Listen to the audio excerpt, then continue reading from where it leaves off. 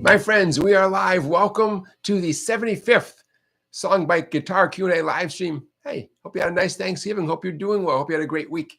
I had a nice Thanksgiving. Thanks for asking. We got some questions waiting right now, so let's get right to your questions. That's why we're here. Brian says, Jonathan, I hope you're well. I'm a beginner guitarist. I have a problem changing from D to C quickly. I've seen your trick to use C add 9 in certain songs. This doesn't help. Yeah, correct. So he says, help. Gotcha. Yep. So as you know, D major and C major have nothing in common, right? You have to jump for it. You know, in those movies where the hero like has to jump across the river and the bridge is like just out of his reach, has to jump and try to grab the bridge as it breaks, you know. Sometimes when you change chords, you just have to jump for it. There's no trick, right? There's not a single finger that stays down or something like that. So you don't want to change how you do D major and C major, you know, using your first three fingers, either way. You want to practice it a million times. You want to memorize the chords. So let's make a checklist. Number one, you don't want to have to refer to a piece of paper on how to play D and how to play C, right? And then I bet, Brian, that's not the case. I bet you do have it memorized. So you want to have it memorized.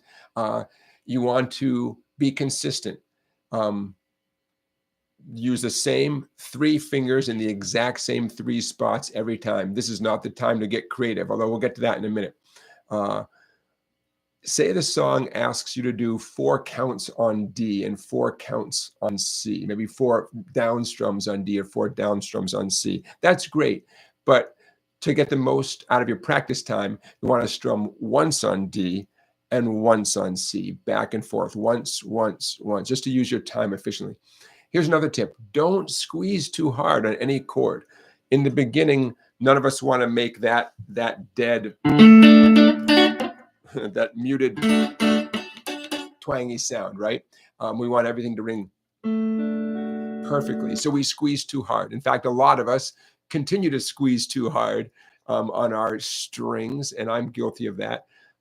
So as you're practicing D and C over and over again, keep reminding yourself, it doesn't take that much pressure. If you are old enough to you know, chat during a live stream, then you have more than enough muscle necessary, right? What we're talking about is getting the good arch on your fingers, staying on the extreme tips of your fingers, making sure your fingernails are nice and short. Short fingernails, it doesn't help you change chords faster, right? But when you get there, it helps you have a better grip, so you're gonna be more satisfied with the sound when you get there, right? Okay, so to recap, memorize the chords. Be consistent about the fingering. 1 strum per chord over and over and again. You could even set a metronome or use a metronome app to say, you know, a nice 60 beats per minute, right? And then you can decide whether to let 2 clicks go by before you change. So it's like click, click, click, click, D, click, C, click, and maybe use that in-between click as your moment to move. You can set the metronome to whatever you want. Obviously, you can decide how many clicks are going to go by before you change the next chord. But my point is focus, focus, focus on the D going to the C. No matter what the song asks for, you might as well just do 1 strum on each. Okay, so now getting to the second part of your question. Oh, and you got to do it 1,000 times, right? Thousands of times. Shake your hand out. Don't press too hard. Don't get all cramped up. Okay, second part of the question. The C add 9 chord does not fit all the time. That's right. Yeah, the C add 9 is a beautiful chord. The big difference is the C add 9 has the ring finger from the D major chord still there, 2nd string, B string, 3rd fret. The index and middle reach over, your first 2 fingers reach over to the 2 notes that are part of the regular C major chord. Middle finger, A string, 3rd fret, index finger, D string, 2nd fret. But by adding that note, the note that your ring finger has stayed on, 2nd string, B string, 3rd fret, it's a really beautiful touch. And it's perfect for some songs, including some famous songs, but it doesn't work for every song. You're exactly right. So the good news is you can write your own song that uses that C add 9. If you love the way it sounds, write your own song that uses that. Number 2, you can get yourself a copy of the DCG trick book that I wrote. And we'll talk more about books in a minute. To show you that book indicates a lot of famous songs that use specifically that C add 9 chord. But you're right, it's not a substitute for the C major chord if that's what the song actually needs. Yeah. More songs need the traditional C major than need the C add 9. So there's no way you can, avoid the regular C major. I know you're not trying to avoid it, but I'm not surprised that you came across some situations where your ear told you that was just a little bit too colorful. The name 9, by the way, C add 9, means you're adding the 9th note of a C major scale to the C chord. That's where that number 9 comes from. Okay, that's a great question, though. I hope that helps, Ryan. Okay, Winston says, hey, Jonathan, Winston from Wales, is there a general rule to follow to let you walk up or down from one chord to the next? Is there a rule? It's a good question. Let me see.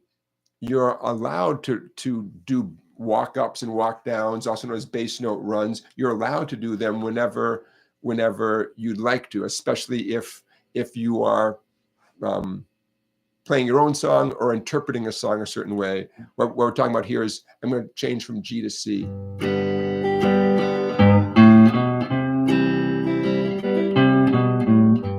Right, just so we're on the same page. We're talking about walk-ups and walk-downs between chords. So, of course, you're allowed to do it whenever you want to, especially if you're in a context where there's some freedom, as opposed to trying to play somebody's song exactly how they play it, and maybe they don't do the walk-ups. Okay, so is there a rule to follow? Music theory would dictate that the notes from the bass note run, the walk-up or walk-down, should be diatonic, meaning if you're in the key of C, the notes that walk you from, say, a C chord to a G chord should be notes in the C major scale. That's the music theory answer to your question. If they're not diatonic, you might want them to be chromatic. I'll give you an example of a chromatic run. I'm going to do a C to D, since we're talking about C's to D's. A chromatic sound means you play a chromatic run. You play every note to get you from your starting point to your end point. You don't skip over anything. And it's a cool sound. Here's C going to D.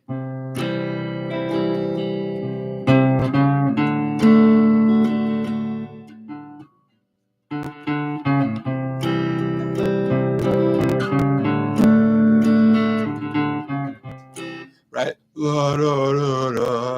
Whether you want to call that a jazzy sound, a different sound, whatever term you want to use.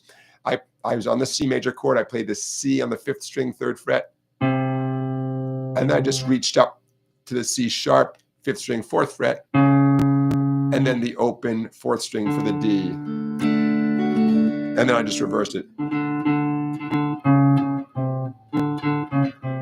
Okay, so that's a chromatic run. Are you allowed to do that? Sure, if your ear is okay with that.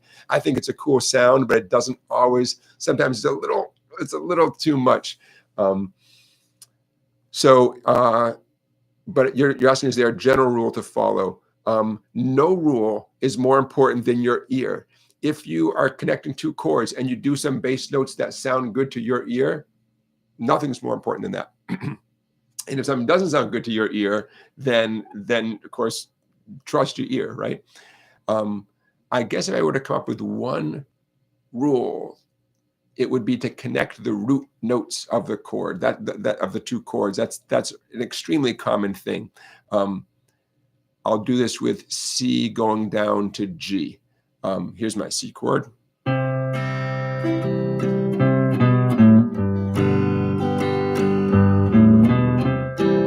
Okay, so C, root note, the note C, 5th string, 3rd fret.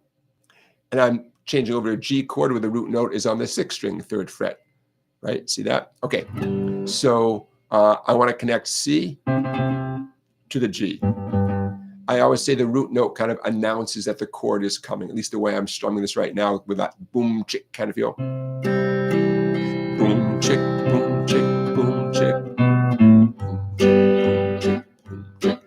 classic kind of folk country bluegrassy kind of sound. So doing that is not a big deal. Here's what you need to know. You need to know where the root notes are of each chord, and typically it's on either the fifth or the sixth string, maybe the fourth string, say on a D major chord, or D minor would be the open D string, but very often to be on the fifth or sixth string. Anyways, you have to identify where a root note is, typically on one of the three bass strings, and then where the root note is for the next chord, right?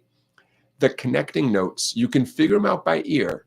And again, trust your ear. You know, like any of you who are old enough to operate a computer and be here, you've heard a lot of music in your life, and you know when something sounds a little wonky and when something just sounds so good. So you can trust your ear. Nothing wrong with that. The more academic way of figuring it out is, let's assume we're in the key of C, and C is our one chord, and we're gonna do a run that connects it to G, the 5 chord. Well, if you know a C major scale,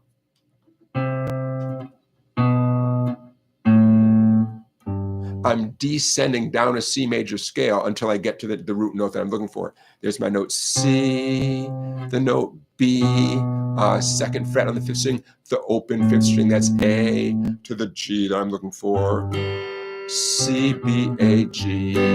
Now you might say, I don't know my scales. That's okay, that's okay.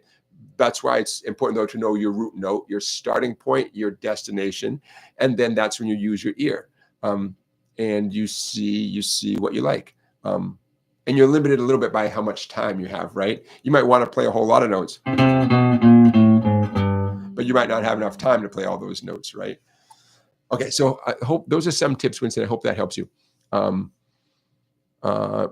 Six string Greg, you gave Brian some good advice too.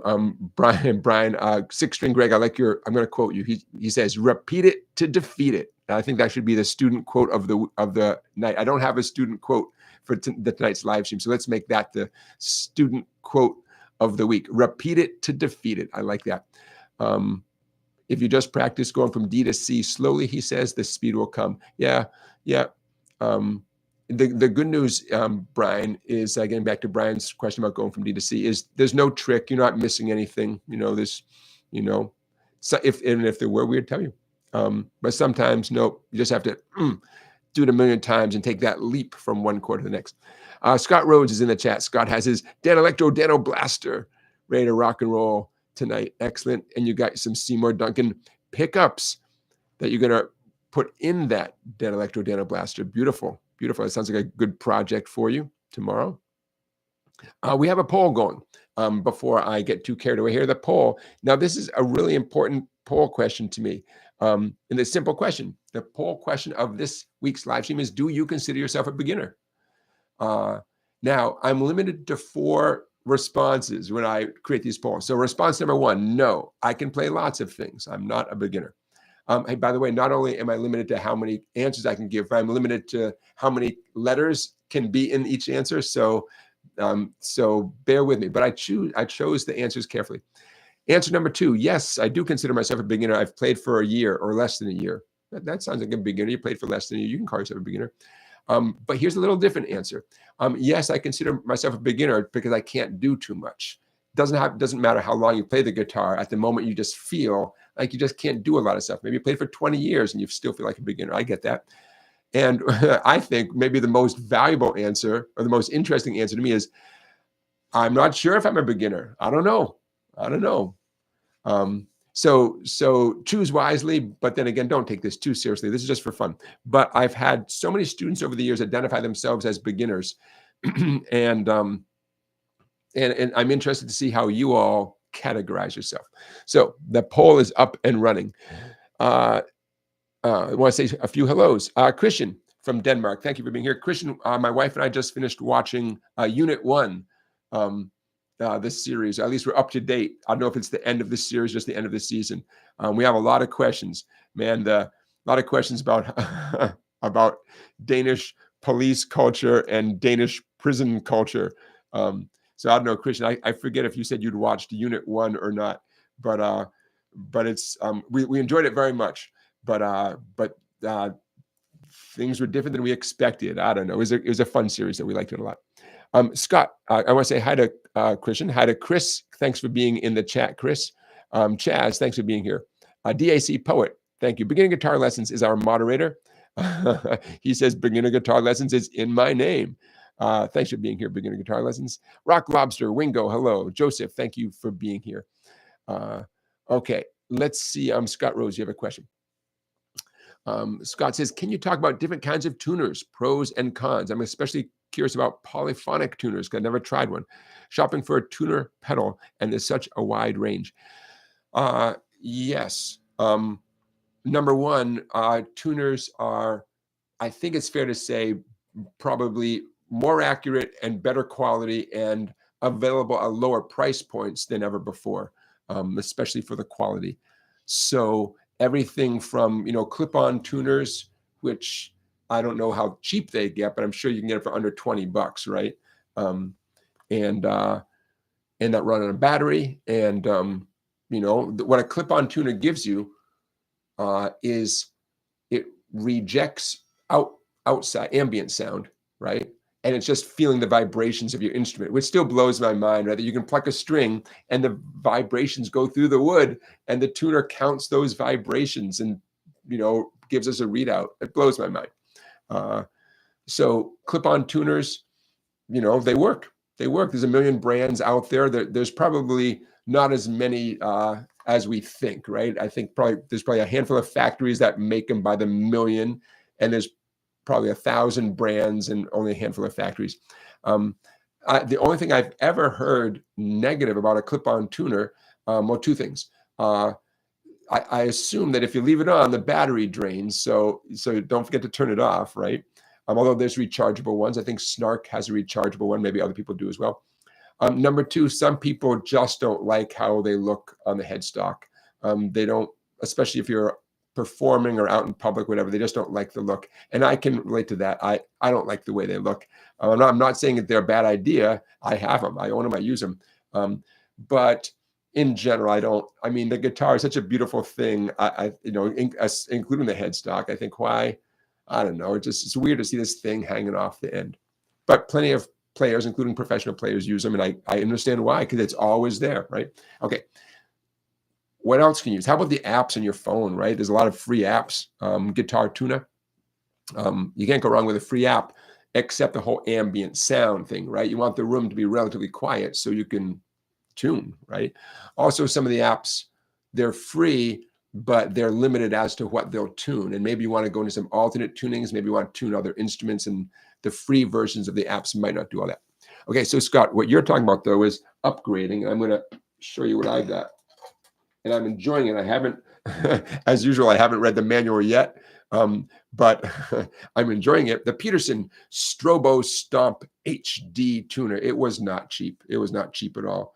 And I'm sure there's more bells and whistles than I need. And I'll learn about the ones I don't need when I read the owner's manual. But I like it. It works great. And it gives me a sense of security. I can just look down. I can put it in a bypass mode, step on it. So like right now, it's in bypass mode. So you guys, the guitar, you can hear it acoustically, but it's not coming through the amp. I can tune up quietly. This is why while the lead singer is saying, "How you doing, Milwaukee? We love you." And I can tune up quietly here.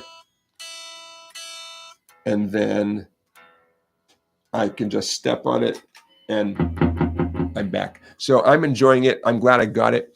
I like, if you're going to buy a tuner, it's really great to spend whatever little extra it's going to be to get one that reacts to any musical sound, not one that only reacts to the standard tuning of a guitar, right? Eddie ate dynamite, goodbye Eddie. Eric and Dwayne got blues early.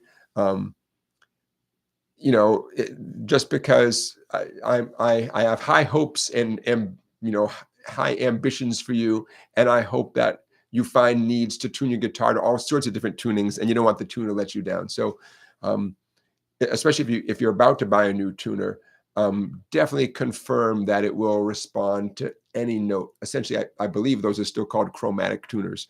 That no matter what you pluck, it'll react to that note. I have a feeling that most tuners are designed that way now, but you want to confirm that. So pros and cons, I guess a tuner pedal, one negative would be if the pedal somehow sucks a little bit of your tone out of your chain of effects. So right now I have just an EQ pedal, a Boss EQ pedal, the GE7, and MXR delay pedal called the Carbon Copy Delay.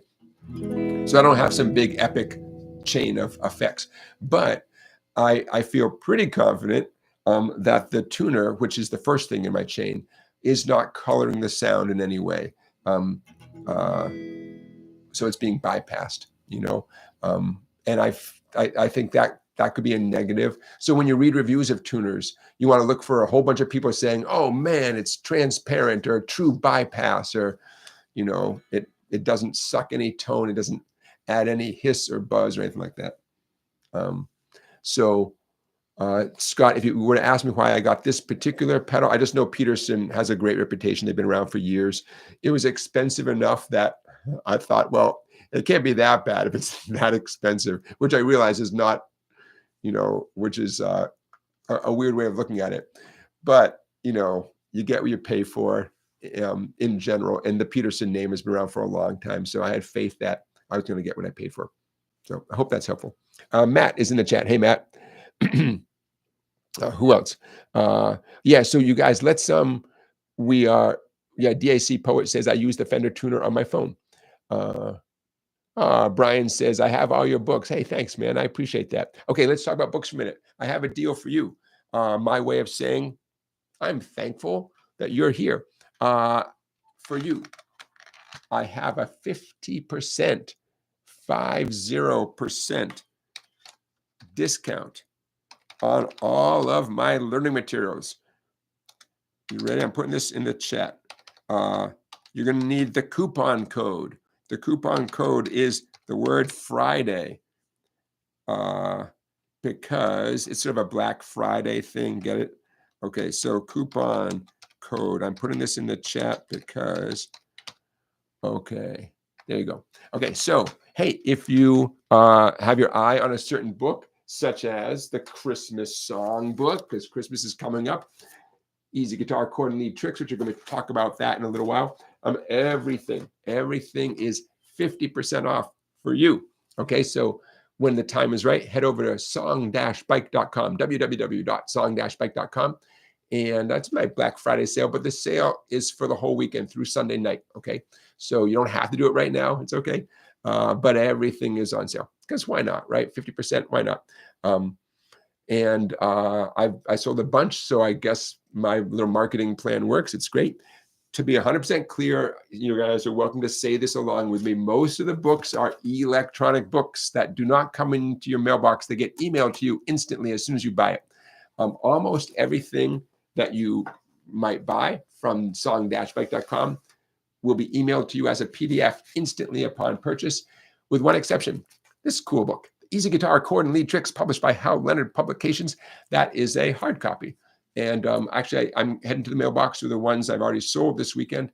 So if you get a copy of this, this will go out to you Monday morning. So that is a hard copy book. Give it a couple of days and it will arrive. For those of you like Winston, for example, who are outside the US, I don't ship outside the US. It's just too expensive, but Amazon will take care of you for that Easy Guitar book if you're outside the US. Shipping would just be prohibitively expensive. So, Tasha has the carbon copy and the Peterson in your chain. All right, great taste. Love it. Celeste, hello. Oh, I see Scott. Scott is asking about polyphonic tuners. So the polyphonic means like you strum a chord and it tells you how all the strings are tuned all at once. Yeah, I don't have any experience with those. I have no doubt that such magic exists, but no, I've never tried. Wingo is giving good advice about changing chords. Wingo, I'm glad you mentioned this, because I forgot to. Keeping your fingertips as close as humanly possible to the strings. How could I forget that? That's Guitar Teacher 101. You got it. It's so easy for many of us to have your fingers just spring off, and when you make any sort of movement.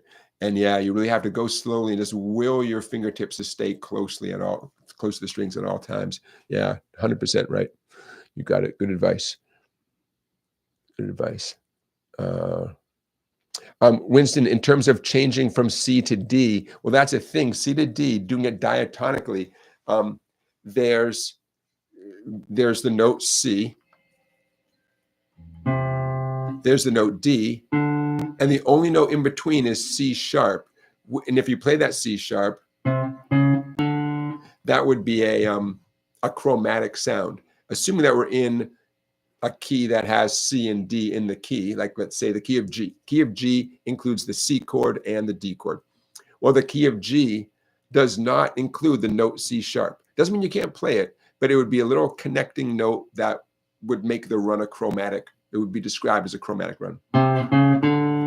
Now, that's if we're treating these runs in a linear way, like you're going up some stairs or down some stairs. You can connect C to D in other ways that are not so linear. And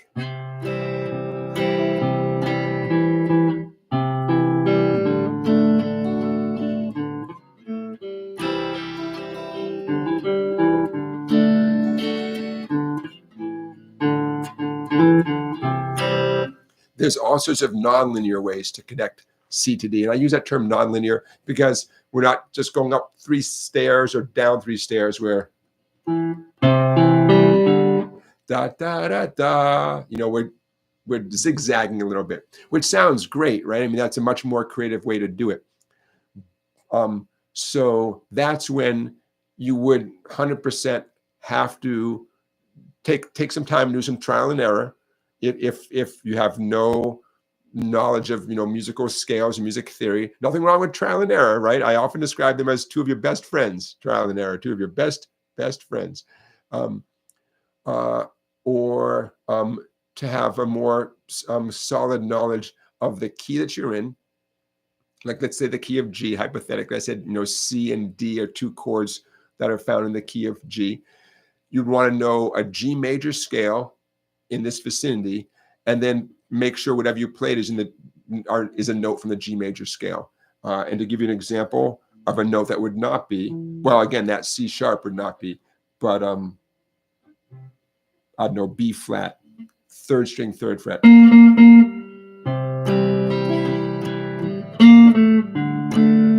Of course, your ear can get used to anything.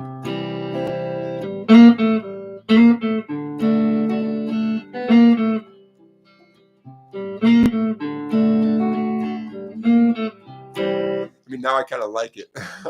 I mean, that's one of the ways you can create something a little original is think, okay, what note am I not supposed to play?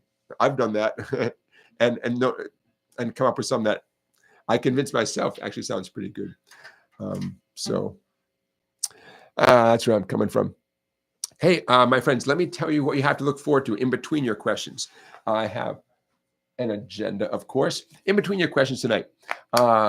Here's some things I want to throw your way, ideas I want to plant in your head. Have a talk with your fingers. You need to talk with your fingers and tell them what your priorities are. I want to talk about that concept. Oteil Burbridge, some of you guys know him as a great bass player with the Allman Brothers and the Aquarium Rescue Unit and many other situations. He played with Dead and Company. I've just recently sort of been turned on to him as a teacher. Like I found a cool thing on Instagram where he was describing a step in his learning process. I want to share that with you. Someone else who is on my radar, Julian Lage. I found a cool video. I think it was sponsored by Diodario, but it's Julian Lage talking about improvising, and I found it really informative. Another thing I want to share is let scales save you. Let scales save you. What does that mean? We'll talk about that. I want to talk about my student who never looks at his hands. Like he never looks at his hands. It kind of blows my mind sometimes. I want to talk about that. we're going to continue with five more global guitar greats. 5 of the 50 mentioned in Songlines magazine. Where's my copy? This is my copy of Songlines magazine. We talked about a handful of them last week. I can't wait to share a few of them with you this week. And we have 5 more Grammy nominees that I can't wait to share with you, as well as a couple of teacher quotes of the week from some other teachers that I found on Instagram. I have my own dumb question of the week. We have, of course, our play-along song of the week. I have some lessons you'll never forget. Can't wait to teach you a lesson you'll never forget. We are definitely not sponsored by Rogers Orchards, but they make a fine apple cider. Temperatures are dropping here in Connecticut. I imagine there are no more apples on any trees anywhere, but the cider is sweet and fresh. What else? Should I sell out? I was offered some products to sell to you, and I can't wait to show you the variety of things I was offered to sell to you. Who's in town? I have a couple of hot shot players who are in town this week doing concerts here in small town Connecticut. Can't wait to share. Those names with you. Okay, please keep your questions coming in. I am here for your questions, but plenty to talk about in between your questions. So how about if we get to something? Because why not? Because I have it pulled up. Oh, by the way, we'll see how this stream goes this week. I know we've had a few situations recently where the live stream gets interrupted. And, you know, it's not one of my favorite things here. There we go. Whereas this is one of my favorite things. So let's talk about, hold on a second. Let's talk about something that you, there we go, can learn from. That's what I'm looking for right there. I'm going to scooch. Let's do this one right here. Okay. That's what I'm looking for. Okay, share stream. Hope you got your guitar ready. Oh, by the way, you'll need a capo for the play along song tonight. So get your capos ready. Okay, are you seeing what I'm seeing right there? I realize I have a bunch of these books brand new in a box, and I don't want these books. I want you to get a copy of this book. So this, what you're looking at on the screen is one of the pages from Easy Guitar Chord Lead Tricks by me, published by Hal Leonard Publications. Of course, in the book, it looks a lot more, it's not written out in a black magic marker, but I want to whet your appetite. So in that book, in case you've heard me say that title, Easy Guitar Chord and Lead Tricks, and you thought, well, what does it mean exactly? Well, I'm going to teach you a lesson you'll never forget. Okay, so everybody see that on your screen, okay? The E major trick, it's easy. As the title promised, it's an easy trick, but oh, it sounds so good. So what are we talking about here?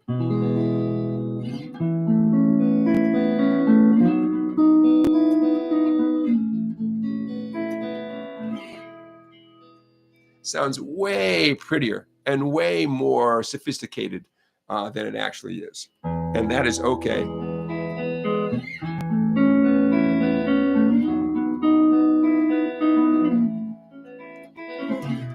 Okay, so what's the trick? Easy peasy. You take an E major chord. That E major chord, that grip, we're going to call it the E formation, the E major formation. That formation can be moved all over the neck of the guitar, staying on those same strings. What makes it beautiful is the 2 open treble strings do not change. By the way, we are going to avoid the 6th string, okay? So we're strumming just the 5 skinny strings. Okay, obviously that's an E major chord. What's on the screen there? See those numbers 6 and 8 next to the chord diagrams? That's a reminder that for that A add 9 chord, you're up at the 6th and 7th frets. See my hand? Can you see my hand okay, my left hand? And the reason it's called A add 9 is because of the open strings, the open treble strings, specifically the open B string, the 2nd string. I'm just arpeggiating it, right? But what a pretty sound.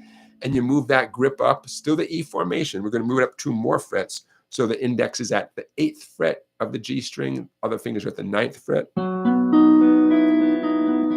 B add 11 because of the treble strings again, but it's the open E string this time. That is creating the name B add 11. Don't freak out by those names. It just means that we're adding the 11th note of a B major scale or adding the 9th note of an A major scale. I don't want to get too much into the music theory, but don't let the names hang you up. So pretty. Now, you don't have to arpeggiate them. I'm going to back my volume off a little bit. I'm going to strum a little bit.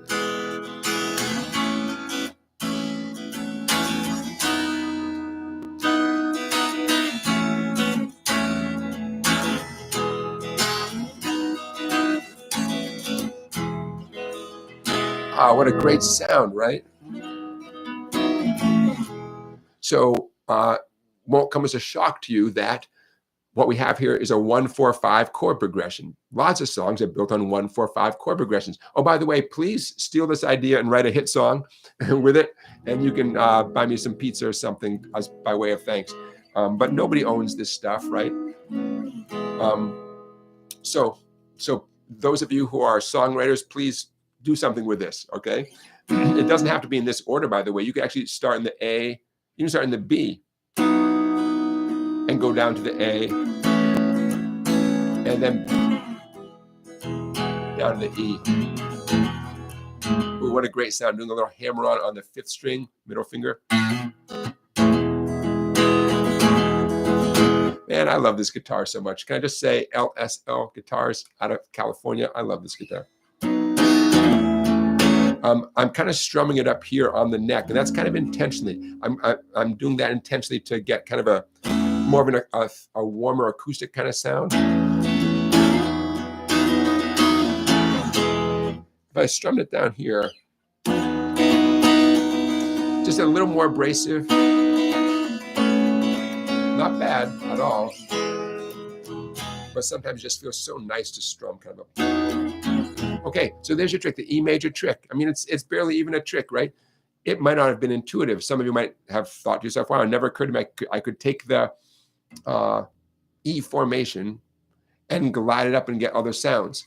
And now you know, right? And now go crazy. Now, in the book, though, it goes into other examples of other locations. I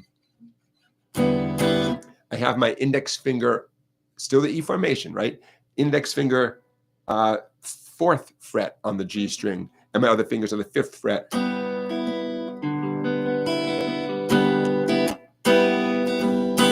It's a type of a G chord. G is in golf.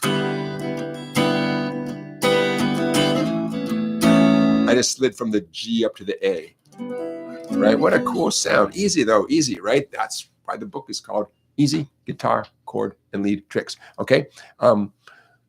So there's, a few dozen things like this in the book, chord-related stuff, lead guitar-related stuff, but we go into more detail than just what I'm showing you on the screen right there.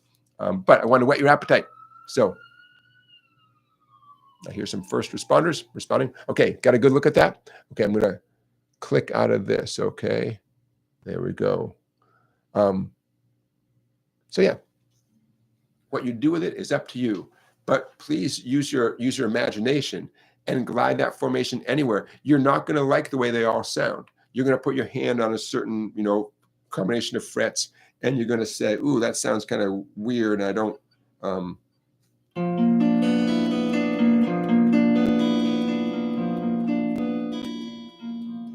although if you were writing music for a scary movie, you just nailed it, right?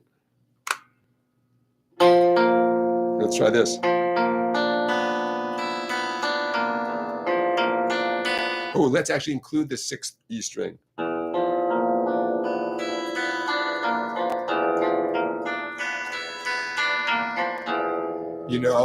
Sounds terrible. But you just got paid for writing the soundtrack to a scary movie.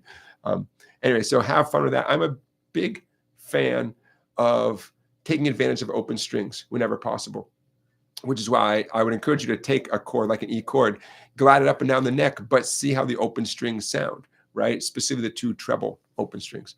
I know. Why not, man? Why not? Open strings, you get them for free, right? They come with no effort. And so you might feel almost guilty using them, but nah, don't feel guilty. So there you go. DAC Poet likes that sound, huh? Yeah. Why not? Go for it. I'll tell you right now, spoiler, all those chords you've worked on down here, they all move up the neck. Some of them have open strings kind of embedded in the middle of them.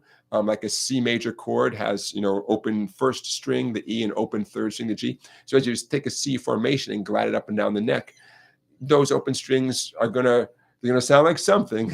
You might love it, you might not love it, but you get them for free, right? Hey, you learned your C chord. Now move it up and down the neck and see what you can do with it. See what you get. Can't hurt, right? Can't hurt. Imagine getting paid to write bad sounding music for scary movies. What a gig, man. All those mistakes that you used to call mistakes, now they want more. Can you get us some more of those sounds by Wednesday? It's a beautiful thing. Okay, and I'll tell you, I'll give you some more tips from that book in a minute. Okay, hey, let's take a minute and talk about check. Okay, let's talk about your fingers. You guys know I teach guitar full time. I actually took Thanksgiving off, and I took Friday off. I took today off. It's very weird for me to have a bunch of days off. Thursday, Friday, Saturday, Sunday, 4 days off. It's very strange. But I survived. I could get used to that, actually. It's okay. But I have plenty of time to think about, since I teach all week long, I have plenty of time for little thoughts to process in my brain and to see how students react to different challenges and stuff. So what am I trying to say? You're in charge of your fingers. To get your fingers to do what you want them to do, you have to be very, very specific about your priorities. And you have to talk to your fingers. You have to tell them. And you know what? This whole live stream started with changing from C to D, right? That's as good an example as any. You have to look at your fingers. You have to say, in fact, I challenge you to say, I need my ring finger to move to the A string 3rd fret. I mean, actually, like, say the words out loud, or at a minimum, say it in your head. I need my ring finger to move to the 5th string 3rd fret. I need my index to move back here. The reason I'm pushing you and challenging you to be very verbal and extremely specific about exactly what you're trying to accomplish is, for better or for worse, I'll put a piece of music of some kind in front of a student, and sometimes the student is giving 100%. There's no doubt in my mind the student is giving 100%, but it seems like there's a flurry of activity that doesn't directly lead to the music that we're all hoping to hear, right?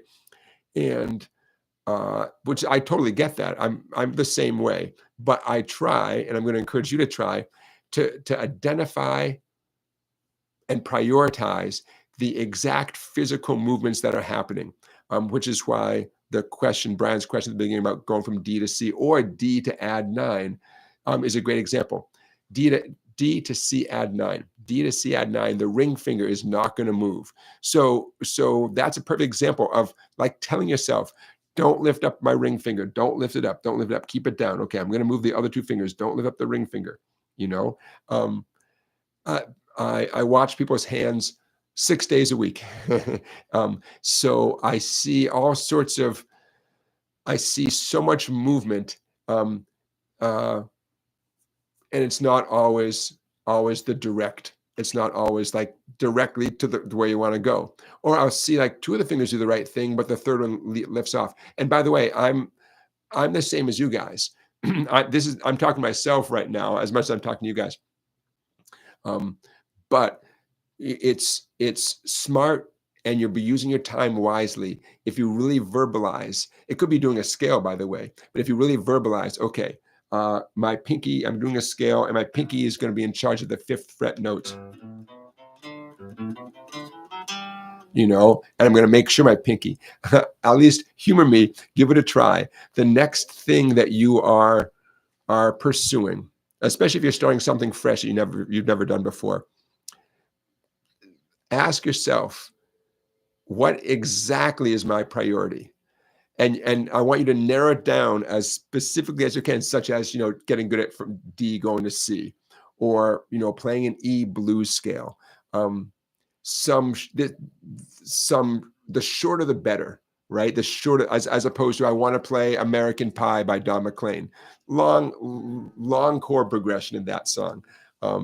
Because the verse goes on forever, and then finally gets to the chorus. The chorus is not as long a chord progression, but there's a lot of chords in the verse of American Pie, notwithstanding the fact that there's a lot of verses in American Pie. But bottom line is, shrink your job down as small as possible. Identify exactly what your priorities are. I mean, you're in charge of your fingers, right? Many times I've had a student say to me, I know what to do. My fingers just won't do what I want them to do. And it's that moment that I'm talking about. I get it. Believe me, I get it. But that is our challenge to overcome. So you have to talk to your fingers. You have to be very specific, right? They're not listening to anyone else. That's the good news. As knock on wood, you're still in control of your body. No one else. Which reminds me of a joke. That joke where the wife yells to her husband, honey, do you believe in like those voodoo dolls where you put a pin in it and the person feels pain? And husband yells back, no, I don't believe that stuff. The wife says, okay, how about now? So food for thought, okay?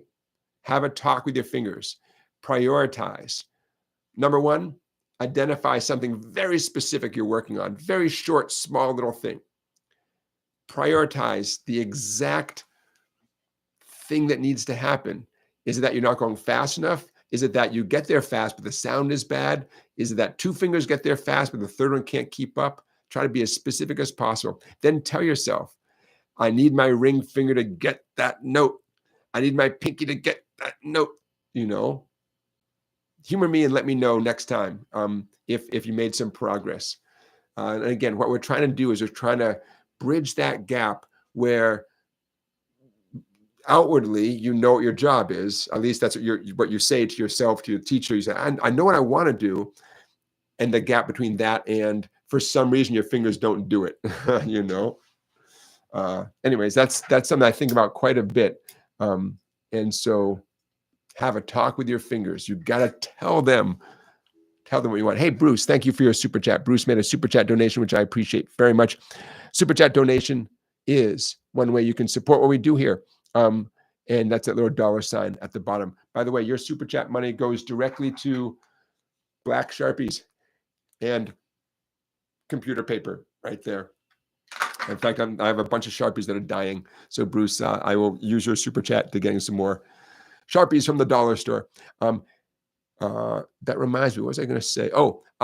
Some of you brought to my attention last live stream that my Sweetwater affiliate link was not working correctly. And so I reached out to Sweetwater, and of course, the guy who is going to help me was off for a couple of days because of Thanksgiving, but I expect to hear back from him on Monday.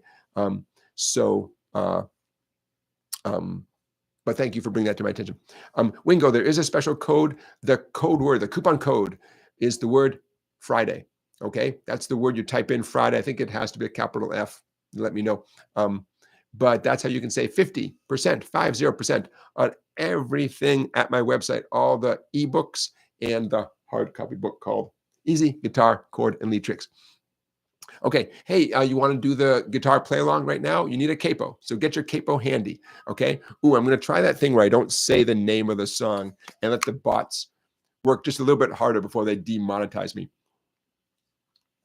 Let's do our guitar play along. I am going to put this up on the screen. Please grab your capo, unless if you would like to play lead guitar, improvise on lead guitar on top of what we're doing, you do not need a capo. Okay, so here comes our play along song of there we go, right there. Play along song of the night. And let's see if I can put that here and this here. There we go. Look at that. Okay. Recorded by Everybody. Nina Simone, Jeff Buckley, the band called The Band, Joe Cocker. Who else did I see? Jack Johnson and Eddie Vedder did a version of this, but written by Bobdylan, Nobel Prize winner. So I'm not going to say the name of the song. Let the bots work a little bit harder. Look at that. That sums up the whole song. This is going to be, I'm going to try to make this as short a preparation as possible because there's not much to talk about. Okay, you need a capo on the 4th fret. I'm going to grab my capo right here. 4 counts on the C major, 4 counts on the D minor. It's kind of an alphabetical tune. Not the first time I've noticed this songwriter in question here be alphabetical with his chord progressions. So you have a C major for 4 counts, a D minor for 4 counts, E minor for only 2, F major for 1, G for 1, back to the C. By the way, this is an example of a song where the 1 chord, in this case the C chord, acts as bookends, right? The 4 C's at the end send you back to 4 more C's at the beginning. So whatever you do, make sure you play a total of 8 counts of the C chord, all right? Make sure you do that.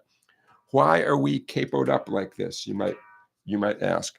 We are capoed up because, does anybody know, put in the chat if you know why I picked this song for this live stream.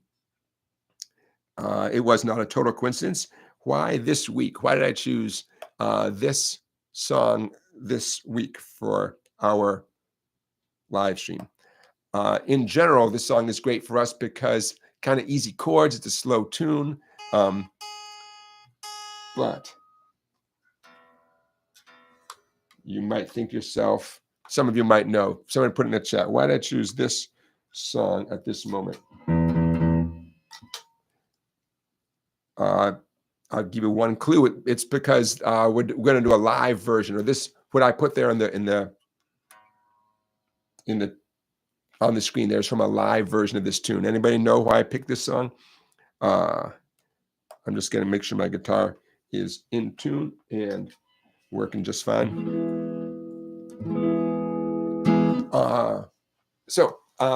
In general, here's how the song is going to go. C for 4 beats, D minor. You're welcome to do simple downstrokes. E minor for 2, F, G, C. When you get to that F, G, you might see me go like this. E minor, F, G, C. Because that's one appropriate way to get those F, Gs in there. Nothing wrong with simply going F, G, C. By the way, perfect excuse to remind you guys, definitely do G with your middle ring and pinky. You're coming from the F chord, however you choose to do F, doesn't matter how you choose to do F, but your ring finger is going to be super close to the 6th string. Okay, so there's the whole tune. Capo at the 4th fret.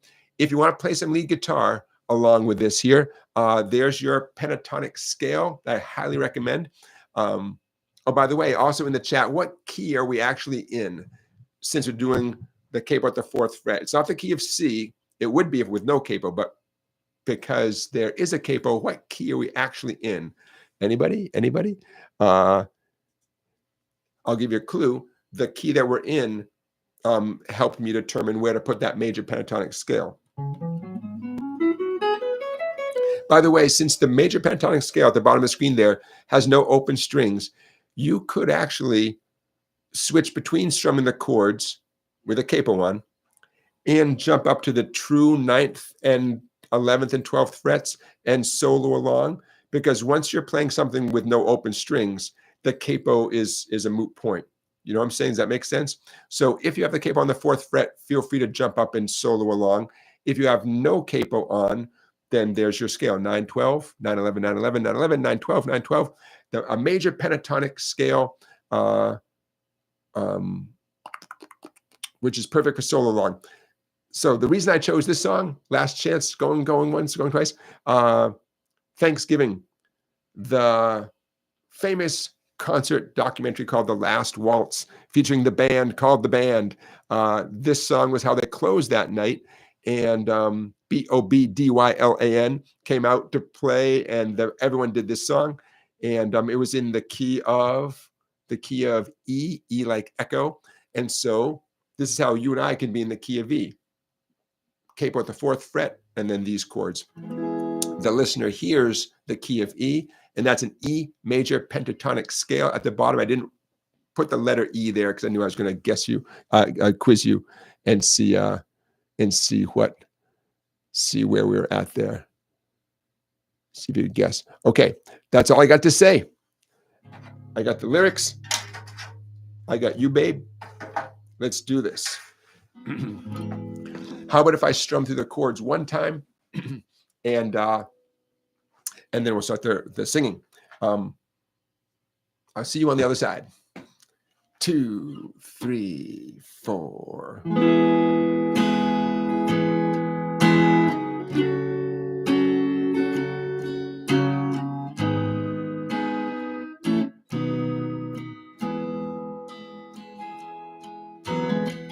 They say everything can be replaced, yet every distance is not near.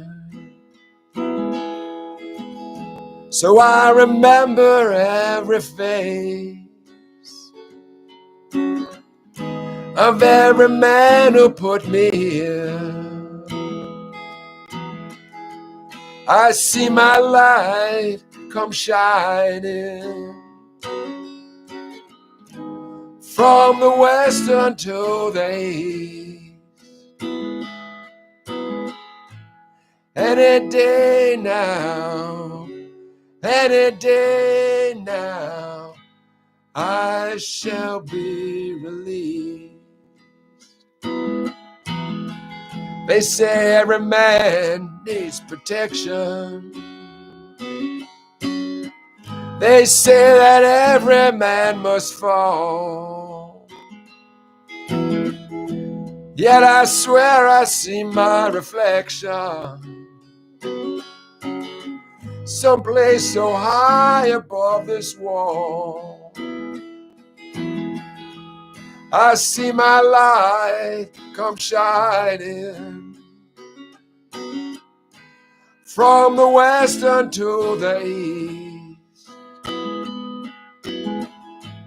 Any day now, oh, any day now, I'm relieved.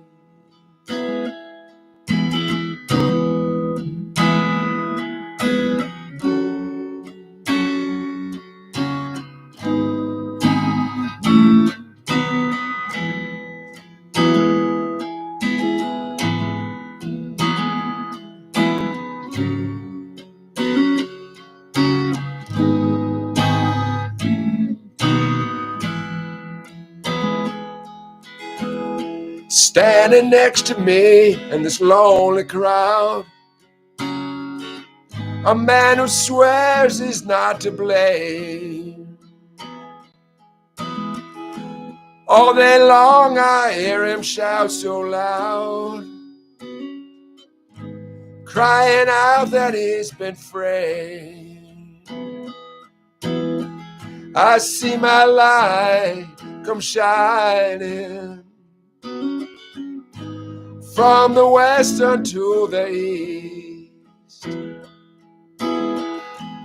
Any day now, oh, any day now, I shall be released. Any day now, oh, any day now, I shall be released.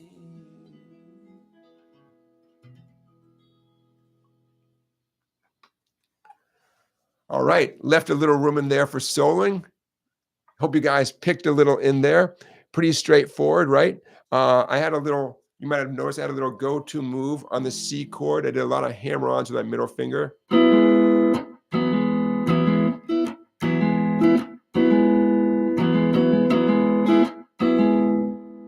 Okay, just to get that, add that little touch. If you're so inclined, you could do it with your D minor, hammer on with your middle finger on the D minor.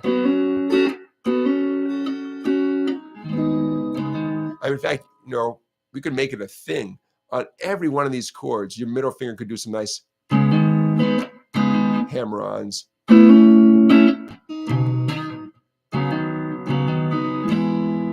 Lots of possibilities there, right? Okay. You guys got that? I'm gonna stop sharing that if you're good. You're good with that on the screen there? All right. How are we here? Pretty good. Okay. So one thing that we didn't get into right there, we didn't get into alternative ways of playing the chords, like say no capo up the neck, something like that. If you're curious, and I can put this in the description of this video too. If you're curious, the names of the chords that you are actually playing with a capo, you're going E major to F sharp minor to G sharp minor for 2, A to B to E. Okay, and I'll put that in the chat too. And don't forget, this particular version we're doing goes along specifically with the live version from the last waltz, which was in the concert key of E. When someone says the concert key, they're talking about what the listener is actually hearing. You know, the listener is hearing the song performed in the key of E. All right. So you guys could, well, maybe I'll put it in the description of the video. I'll show you some up the neck ways of playing, you know, E, F sharp minor, G sharp minor, A, B, back to E, something like that. Why not? Cool little test. Okay, let me know how you like that. I hope you like that. So, hey, let's do a quick check-in on our poll results. Remember the poll question. I hope you've taken part in the poll question. The poll question of the night. Do you consider yourself a beginner? One possible answer is nope. I can play lots of things. I do not consider myself a beginner. Another possible answer, yes, I do consider myself a beginner. I've only played for a year or less. A third answer, yes, I do consider myself a beginner because I can't do too much. That's how you judge your level. Doesn't have to do with how many years or months you've played. Just you don't feel like you can't do anything. And then a lot of you answer very honestly that you're just not sure if you're a beginner. What is a beginner, right? What is it? I don't know. Am I a beginner? I don't know. So live to fly. Thanks for being in the chat there. I see your emojis in the chat. Okay. So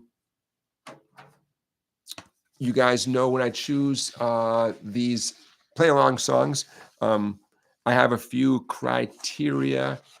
And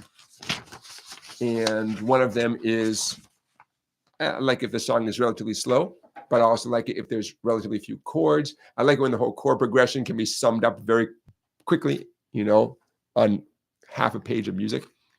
I like it when there's opportunities to play lead guitar along with the song too. You might say, well, can't you play lead guitar along with every song? Yeah, but when a song has like some nice, when it's slow and there's some nice space, you know, I see my light come shining, and then from da da da da da da. You know, there's space to play some nice lead guitar licks in there. Okay. Hey, don't forget, I'm here for your questions, and never too late for the questions that come in. So, hey, now might be a great time to talk about do let scales save you. It might save your ego. Here's what I mean by that. Let scales save you. Good old scales. Now I'm always gonna be pushing scales. I found a new excuse to push scales. The difference between practicing a scale and what we just did, that song that shall remain nameless, you have expectations when you're playing a song. You want to play it fast enough. You want your chords to sound crystal clear. You want to play some lead guitar that sounds pretty cool, right? You have all these expectations. Scales, you really don't, right? You just,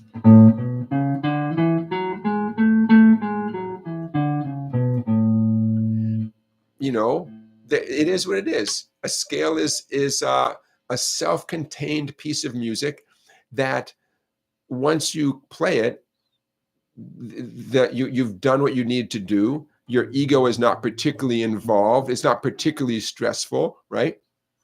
And yet you're becoming a better musician. You're becoming a better guitar player. Your fingers are getting better. Hey, how about some down up picking? That means your picking is getting better, right? We don't bring much baggage to the practicing of scales or arpeggios or any kind of exercises, right? That means and I'm using the word ego, that might not be the best word, but your concept of how you're doing on the guitar remains intact, but you are improving. As opposed to playing your favorite song, which maybe is just out of reach and you can't quite do it yet, and you're maybe 1% better than you were last time you practiced it, and you're beating yourself up and you're questioning why you even do this stuff, and you're making yourself crazy, and maybe you're playing it pretty well, but it's not fast enough, so you're beating yourself up because you can't do it as fast as Eric Clapton, whoever. Exercises such as scales have none of that, right? Now, I'm not saying there's not stuff to think about, that you can't play scales better a week from now than you play them right now, but it is what it is. It's a scale. It's a blues scale. It's a C major arpeggio. It's a chance for you to invest some time, improve without this like beating yourself up. I've worked with so many adult students since I started teaching in 1992. Man, almost to a person, adult students are so tough on themselves. They beat themselves up over everything. So what the concept we're talking about now, this is my way of saying, hey, give yourself a break. It still counts as practicing. Again, it's making you a better musician and a better guitar player, but it's a different expectation. The pressure is a different kind of pressure. It's time well spent. And then you can get back to that masterpiece, that song by so-and-so that you're working on. I get it. You can get back to that. But hey, your fingers will be faster, stronger, smarter. Your picking will be more accurate. Your brain might be in a better place. And you can get pretty analytical. You can take scales and do them with a metronome. You can record yourself. You can and should pay attention to the tone of every note and your approach to every note, using the tips of your fingers, right? Making every note sound smooth and clear. Doesn't mean you have to turn your brain off, just the opposite. But I don't know, it's a chance to,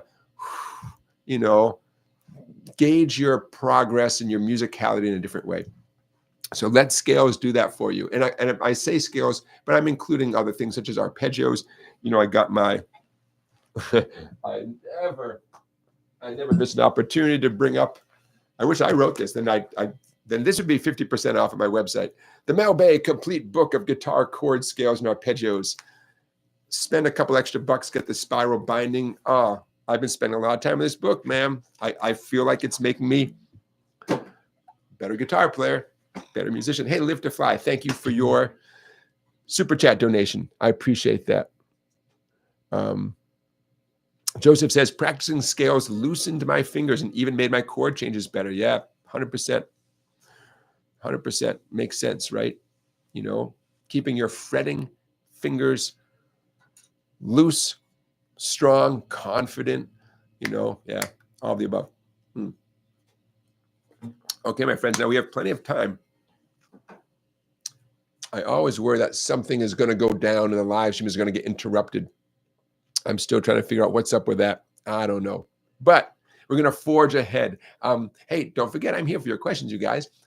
Just put a couple question marks in advance, so no question is aimed at me. But how do we take a minute and talk about, oh man, I got so much to share with you guys. Julian Lage is a terrific guitar player, L-A-G-E, musician's musician. I won't go too much into how talented he is, a talented guy. And in the description of this video, I'm going to put a link to a YouTube video where he talks about phrasing and improvising in general. And how important it is to him. And I'm going to pull up, did I save this? He just said some great things in this video. Okay, phrasing. An easy way to describe what phrasing is when you're playing a guitar solo is you take a break, you play 5, 6 notes, and you take a breath, and then you play some more, right? Phrasing. That's one way to describe what phrasing is. That E major pentatonic.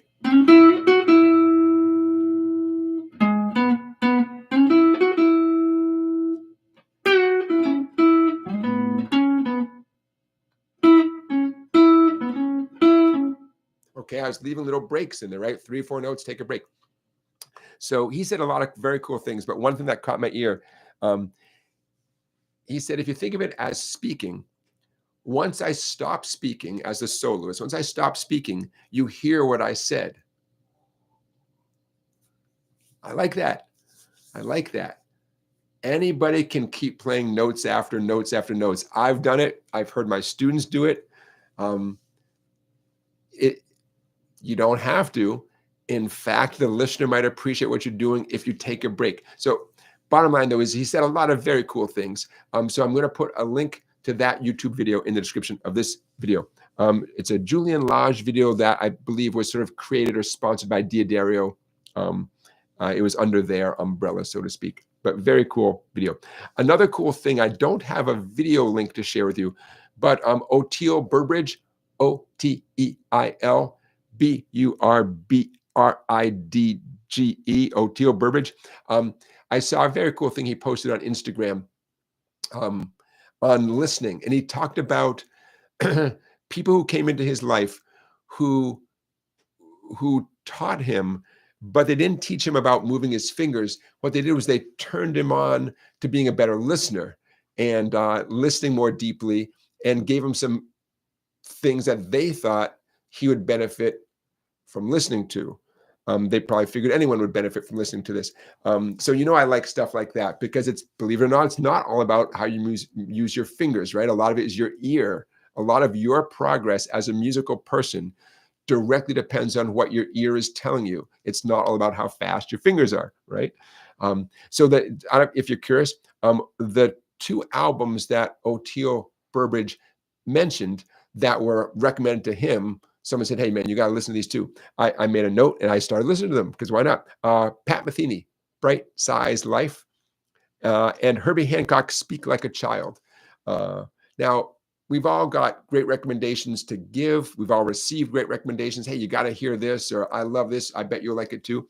But I'm just like anybody else. When someone says you got to listen to this, yeah, man. Oteil Burbridge has pretty great credentials, playing with the Allman Brothers and Dead and Company and many more musical situations.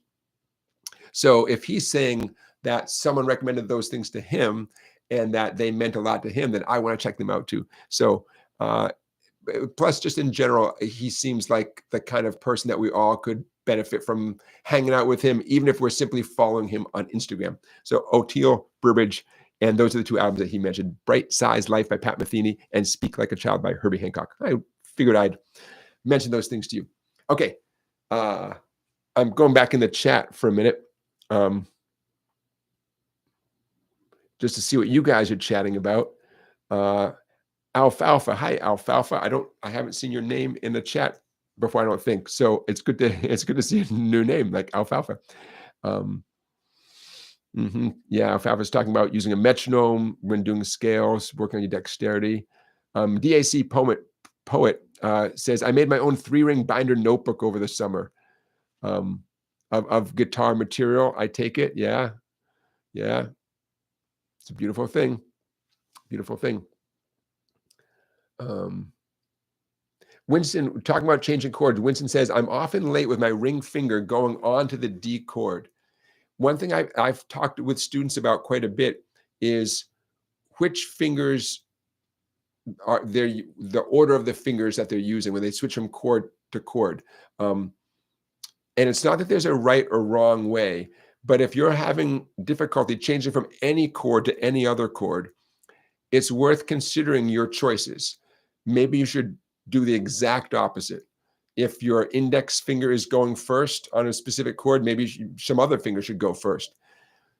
we all want to get to the point where the chord you're going to is achieved by just grabbing it, right? One solid motion. And hey, that's a great idea. But realistically, most people, before you get to that point, you are moving one finger at a time. You're placing one finger at a time. So and if your chord change is going great, whatever the two chords are, then ignore what I'm about to say. But if you're really struggling with some particular chord change, make a very clear note in your mind about which finger is making the first move and which finger is making the second and the third and so on. And then consider exactly reversing it. Can't hurt, right? Can't hurt to try that and see what happens. So worth thinking about. Joseph Galasso says he saw a video today saying Tim Pierce is the best guitarist today. You know, I'm a little bit aware of Tim Pierce. I mean, I definitely know who he is, and I've seen some of this stuff. He seems like a super nice guy, for one thing. I know it sounds such a cliche, like, oh, so-and-so is so nice. But I don't know. We live in a crazy world with crazy times. It's nice when someone's nice, right? You know? And I'm aware Tim Pierce is super talented. So it is fun to talk about who's the best, even though we know no one's really the best, right? we deep down, we know there is no such thing as the best, right? But it is fun to appreciate who is around us, especially people who are alive and well amongst us. They walk amongst us, super talented people. And there's so many of them. And we'll get to some in a minute. Some people that I'm going to send your way. And maybe some of them you will have not heard of before, because for sure some of them I had not heard before. Okay, I got a student who doesn't look at his hands, and it freaks me out a little bit. He never looks at his hands. He's a young man. He's about how old is he? Maybe 10 years old, give or take. He's doing great on the guitar. Very intelligent young man, very musical kid, plays multiple instruments. He will look at the music in front of him. He won't look at either hand. He will totally make mistakes. It's not that he plays perfectly. It's that his mind is wired to read the music and to feel for the strings. And it's, you know, I watch him do this, and in my memory, he's the only student I've ever had who is that incredibly consistent about never looking at either hand. I mean, he still has a look once in a while, I guess, but I mean, you have to catch him in the act of looking at one of his hands, because he's right back looking at the sheet music, you know. And when he makes a mistake, and it's usually the left hand playing a wrong note, he'll just feel. He'll feel for it. And what's remarkable is I never told him to do that. Like, I never tell anyone not to. I mean, as a general rule, I've never told anyone, hey, man, if you want to be a good guitar player, never look at your fretting hand. That'd be cuckoo. But this kid he blows my mind. He'll make a mistake. His ear will tell him, and then he'll keep plucking that string until he finds the right note. I guess that his ear will tell him that's the right note, and he's usually right. And then he moves on in the song. He won't do what most of us do, which is you look, you fix it, and then you go back to playing again. So why am I bringing that up with you? I don't know. It's such a unique thing. When a student stands out, I try to make sense of it. I try to think of how it could potentially help me as a player. Do I look at my hands too much? I don't know. It makes me wonder. It makes me wonder, should I encourage other students to just not look at their hands? What does it mean? I want to find some meaning in it, I guess. So when I bring up a subject like this with you, in real time here, I'm trying to process this experience and figure out what is it about his brain. I don't want to push him on it too much, because he's a kid. He's doing great on the guitar. He doesn't have to explain himself to me, you know. In fact, I'm afraid that if I make a big deal about it, he might stop doing it. And I don't want him to, because I want to see he's doing fine on the guitar. And so I don't want to, you know, why would I mess with his progress on the guitar? It's so unique. So what does that mean? I don't know. So I challenge you, the next thing you're practicing, and scales are a good example, but it could really anything, you know, whether you're closing your eyes or maybe you have a beautiful scene out your window, a TV, whatever you got going on. I encourage you to make a very specific. I know we've all done this a little bit, right? But maybe say like for 5 solid minutes, you're not going to look at either hand, or you're going to play a thing 20 times, but you're never going to look at your hand during the 20 times. What does it mean? Why would someone not look? Oh, it's so unique. I don't know. Like I said, I'm processing it right here with you. Willie, I see your question. Willie says, are there any songbooks that are specifically made for detuned 6 or 7 string guitars? Short answer, not that I'm aware of. The only thing that comes to mind is, books that are written full of material with an altered tuning, whether it's an open G tuning or a dadgad tuning or something like that.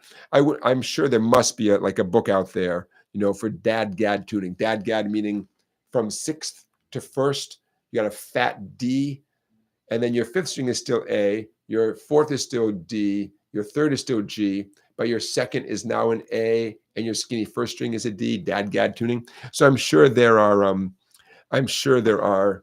books, but you said a songbook.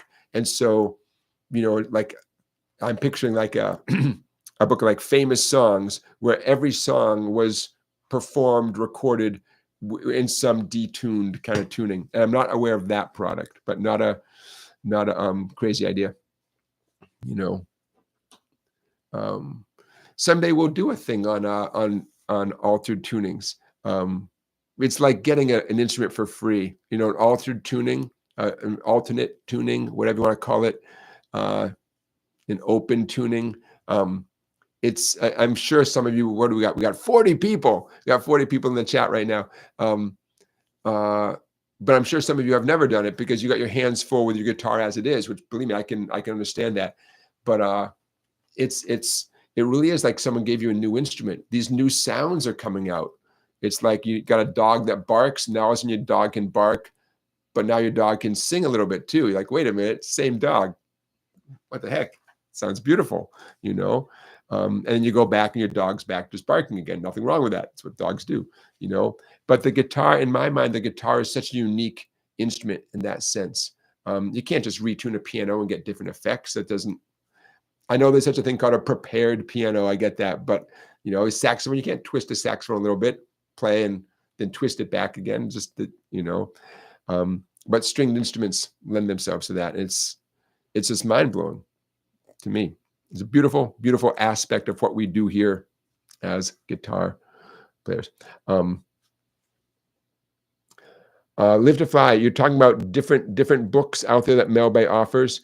So yeah, you found multiple ones. The ones you are naming sound a bit more sophisticated than this one. This is just chord scales and arpeggios. That's all. Melbay's complete book of guitar chords, scales, and arpeggios. $23, give or take. Okay, so I'm going to take a breath for a minute here. Why don't we get some questions coming in while I wet my whistle here? And, oh yes. While you guys are formulating a question for me, should I sell out? Here is what I was offered this week to offer to you. A few things were kind of relevant. Someone said, my company sells a headphone that we think you should market to people. Headphones, that's kind of relevant. Another company reached out and said, we do wireless mics. You should market those. You should help us advertise them to your YouTube people. Flashlight. Would you guys buy a flashlight from me? But the kicker, drum roll, please. The most unique item that I was offered to sell to you, breathalyzers. Would you buy a breathalyzer from me? So as usual, I'm going to pass on the products, but those are the tempting offers I received this week to sell out what we do here and turn to just selling products to you guys, such as breathalyzers. There you go. Okay. let's get into the dumb question of the week. I ask dumb questions so you don't have to. And this actually ties into our poll. The poll question, remember, was, are you a beginner? Do you consider yourself a beginner on the guitar? My own dumb question of the week from me to you. When are you not a beginner anymore? I mean, it's not like Cub Scouts where you get a badge, you move on or something, right? When are you not a beginner anymore? It's a dumb question. I don't know. Number one, when you say you're not a beginner, that's part of it, When are you not a beginner anymore? What do you think? Put some answers in the chat. I know it's a dumb question. But if someone objectively said to you, look, I've been playing the guitar for a little while. My next door neighbor said to me, are you a beginner? And I didn't know what to say. What would you tell your friend? Oh, well, you'd ask them, can you do blah, blah, blah? Can you do, and if you can do this thing, then I would say you're not a beginner. So in the chat, I'm very curious as to what you would say to, to someone who says, hey, I can play the guitar a little bit. Do you think I'm a beginner? What would you ask them? What would you say? Oh, can you do this? Show me this. And then you're not a beginner. So let me know in the chat. That is my dumb question of the week. Okay. I got a couple of teacher quotes of the week. There's a woman named Angela Ammerman. And on Instagram, she has a page called Music Teacher's Guide. So, I had to check this out. Angela Ammerman, PhD. And she posts lots of interesting stuff. She is a band director. Well, she's a PhD, so she's whatever she wants to be. But online, she looks like she's a band director at a school. And she posted a bunch of, questions that someone might ask a music teacher and ways you might choose to answer. And so she said, it's very common for a music teacher to be asked, hey, do you ever have any students who you just want to tell them, like, no, you can't do it, or you shouldn't do it, or, students who just don't, they just can't do it. What do you do with someone like that? And her answer was very interesting. And so I thought I'd share it with you, because this is the kind of thing that your guitar teacher might be thinking about. Hopefully your guitar teacher is thinking about that if you're taking lessons from somebody. She said, instead of thinking about whether a student, can play the instrument or is struggling with the instrument, she talks about a teacher's job is to support the student. And I kind of like that, supporting the student in their efforts.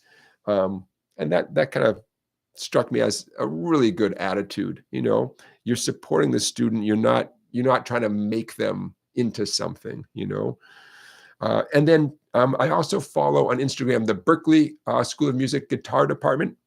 And one of their instructors named Tim Miller, he said something that I found very affirming. He said recently on Instagram, he said that he has a different approach to teaching every student, totally different approach, depending on the student's personality and ability. And I thought, oh, it just felt it just resonated with me that a teacher would factor in the student's personality and actually say that. Like, I'm going to teach this person differently because of their personality. Teaching might seem to be a very objective thing. Like, oh, I'm going to give the students some homework. I hope they can master this by the next lesson. And I don't know, when a teacher comes out and just says that the student's overall ability and their personality directly affect how they teach that student, I just felt that, like, oh, that's what I do. Everyone's so different. At least in my mind, I always thought that that's how you stay employed. Like, I didn't want to get a real job. It's very important for me that the student would come back a week later, for their second lesson, their fourth lesson, their 19th lesson, So of course you have to take a different approach for each student. But what makes it so kind of affirming for me to hear that is, this guy's Berklee College of Music, Boston, Massachusetts. And that, so when he says it, it carries, like, it just makes me feel good. Like, yeah, that makes sense to teach people differently depending on their ability, but also their personality too, because everyone's so different. Yeah, made me feel good. So those are a couple of the teacher quotes of the week that I wanted to share with you. Okay. I'm just seeing what you guys are talking about in the chat here. Okay. Wingo, I think, Wingo, you're responding to the idea of like, when is someone not a beginner? Wingo says, when I can play what's in my head. Very valid answer. Yep. Joseph says, I'm a high intermediate, been stuck here a long time. Yeah, but it's interesting, Joseph, see, like, I don't doubt for 1 second that you're high intermediate, but I'm curious to, like, what that means, like, well, because you can do what, and what advice, like, when someone says to you, am I still a beginner? What would you ask them? Well, you're a beginner, but if you can do X, Y, Z, then I would say you're not a beginner anymore. I'm curious to how you do it. Christian says, you're always learning. You're always in the process of learning. Yeah. Yeah.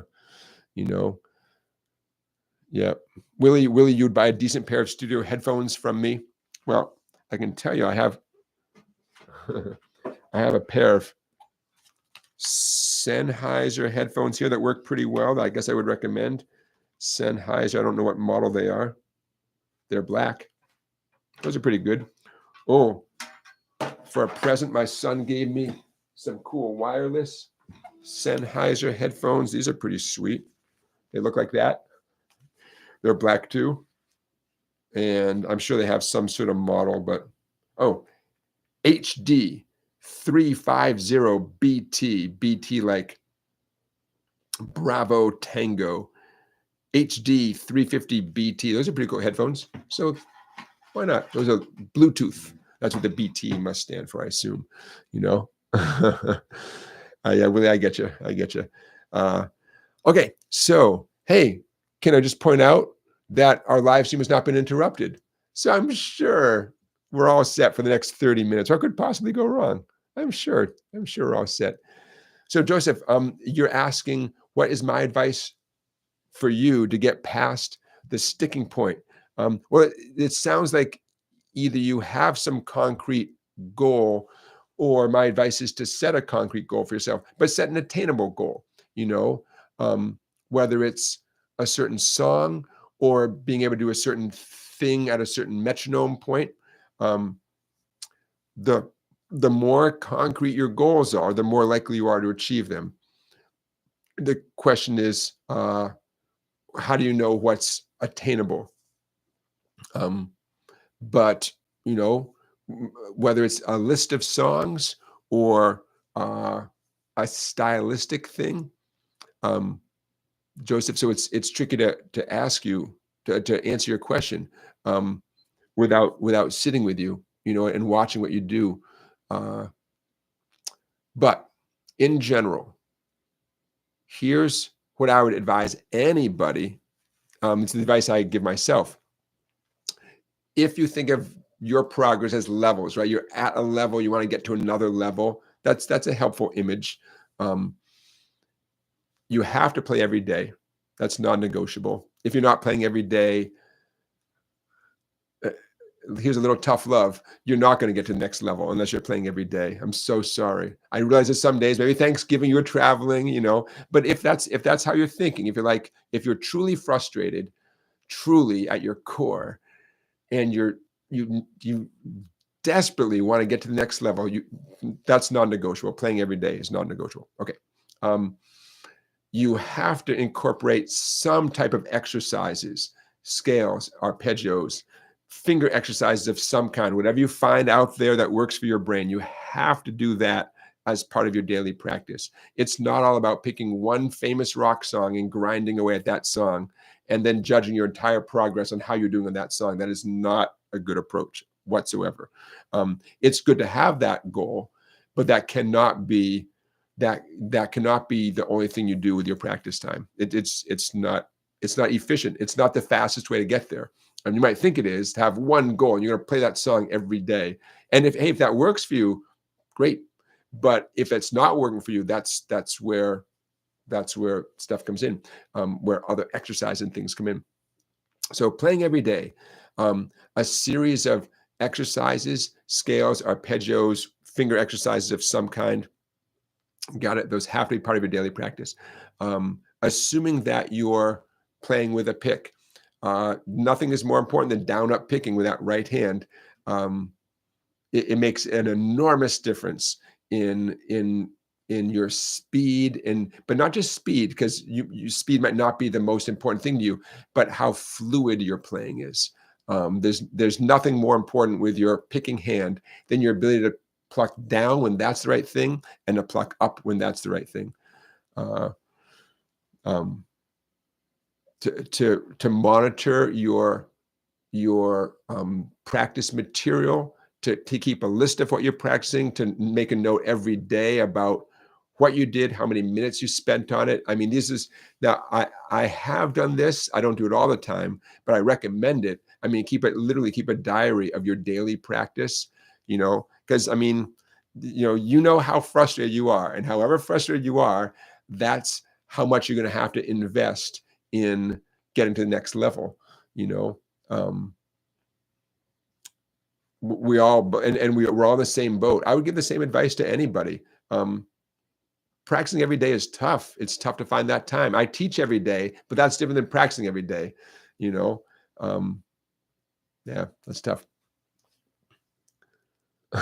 Christian is saying the Bluetooth, it comes from the Danish king Harald Bluetooth, who connected the Scandinavian countries. Did I know that? I did not know that, but you know what? That's as good an explanation for where the Bluetooth name comes from as any. I love it. Christian, I'm going to go with that. That sounds great. I love it. I might Google it to double check that, to do a little fact checking. But I hope I just learned something. That's awesome. Tasha is working on double stops. Yeah, what a great sound, double stops. Yeah, powerful sound. Willie says the one thing that helped me progress was practicing scales with a double pick. Does that mean playing every note twice? Double pick? Is that what you mean, or just down ups in general, Willie? Wonder what you mean. Okay. Beginner Guitar says, I think once your chord transitions are smooth and you start learning scales, you're no longer a beginner. Yeah. Yep. That's good. You guys, bear with me for a second. You guys know I have plenty to share with you. I was asked often, I've been asked often, if I had any books for beginners. And I was asked as a guitar teacher, but then also as a retailer, when I did more retail in my music shop, would you recommend a book for a beginner? And I was frustrated because I did not have something that I could recommend wholeheartedly.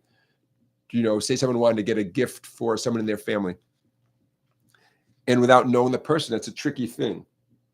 So I wrote a bunch of books, and these are 50% off. Okay.